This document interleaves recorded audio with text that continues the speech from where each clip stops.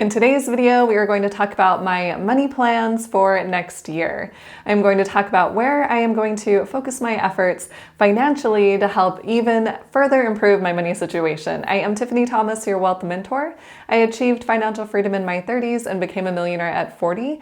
I'm here to help you do that even earlier and easier and without bias, since I do not work for any third parties. All right, so let's dive into this and talk about where I'm going to be spending my efforts financially, and you can decide if you want to follow suit or do something completely different. And if you do want to work with me, I have a coaching program. I will leave a link below in the description. You can click on that and check out the link and see how you can work with me. All right, the first item that I am going to do in next year in 2024 is continue to budget. I think this is really important, and I also think it gets overlooked a lot of the time. People just think, oh, I can just, spend less than I'm making and call it good. But if we don't actually know where we are spending our money and how much is coming in, we are not going to be able to make improvements. So I am going to continue with my budget. And the way I do that is by using a Google Sheet. And then I also use a free app. It's called Empower. You can hook all of your financial accounts to Empower so that you can see your complete financial picture in just one place very quickly. And you can hook your credit cards, your mortgage, your 401k, your checking, your savings, all of those different financial accounts to Empower. And that way you can check the app. You don't have to open up multiple accounts. You can just check Empower and see exactly where you are financially. You can see exactly how much money you have in your savings. You can see exactly how much you have in your checking. You can see what your balance is in your 401k. You can see all of your expenses. And I really like using this app because it really does simplify the budgeting process. Because if you're able to see exactly how much you spent on eating out throughout the month or how much you spent on entertainment, then you can say, all right, I spent a lot more than I was expecting on eating out, so I need to adjust and make improvements for the next month. But if you're not even tracking that, then there's no way you're going to be able to improve. So if you are interested in using Empower, I will leave my referral link below in the description. You can click on that and set up a free account with Empower. All right, so with me keeping my budgeting going for the next year, I'm also going to pay off the remaining debt that I have. So I have 3 different properties. I have 2 mortgages that I have already paid off. And if you are curious on how I was able to do that, I will leave a link above for another video breaking that process down. But I have 1 mortgage left, so I really want to pay that remaining balance off next year.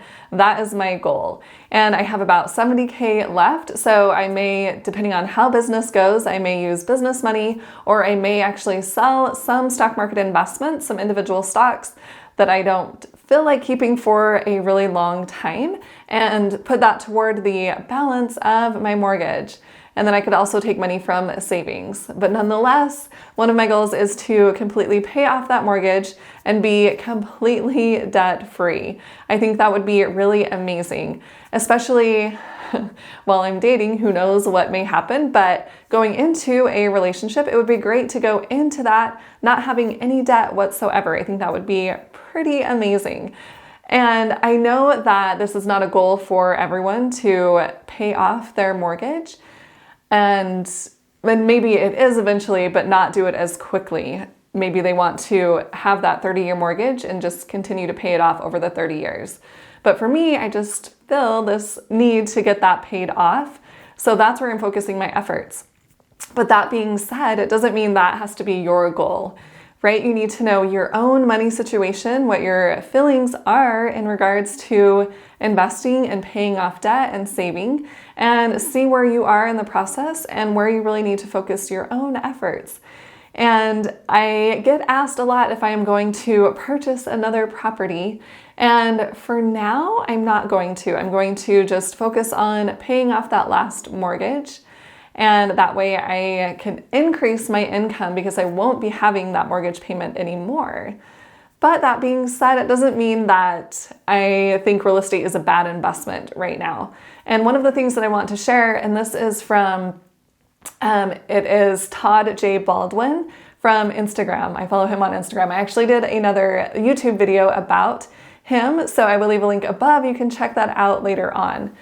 But one of the things that he posted, he kind of did the math on this, and I thought it was really fascinating. It's about real estate. He says, in 1971, the average price of a home in the USA was $26,000.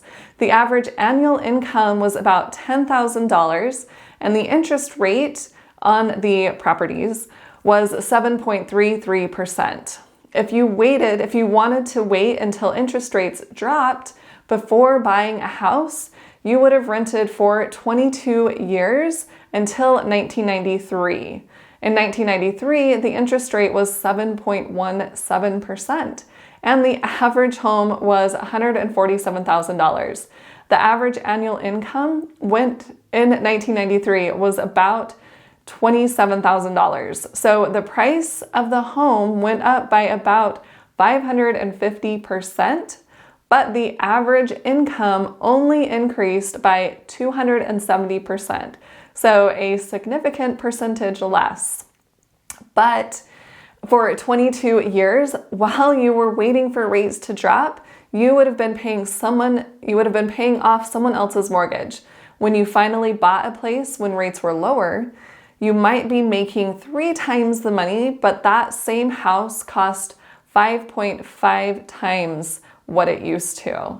I thought those were some really interesting stats because I do hear a lot of people saying, well, I'm going to wait until interest rates drop to buy a house, but we don't know exactly what's going to happen in the future.